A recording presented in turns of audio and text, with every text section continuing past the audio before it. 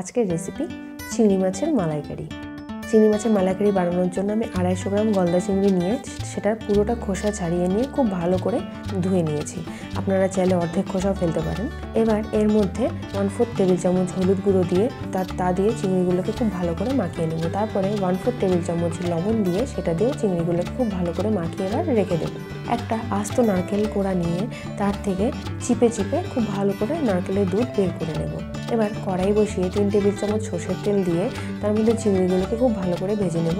আপনারা চাইলে সর্ষের তেলের বদলে অন্য যে কোনো তেল ব্যবহার করতে পারেন। এবারে চিংড়িগুলো ভাজা হলে সেগুলোকে একটা পাত্রে তুলে নিয়ে তার মধ্যে কড়াইয়ের মধ্যে 5 টেবিল চামচ তেল দিয়ে 1 টেবিল চামচ সাদা জিরে ফোড়ন দিলাম।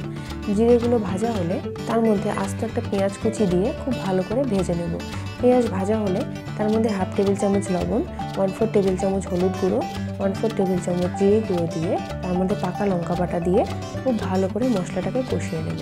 এবারে মশলাটা হালকা কষানো হলে তার মধ্যে 4 টেবিল চামচ টক দই দিয়ে দিলাম। ভালো করে নেড়ে চেড়ে কষিয়ে নিলাম। চিংড়িগুলো দিয়ে এবারে ভালো করে নেড়ে চেড়ে নারকেল দুধটা দিয়ে দিলাম।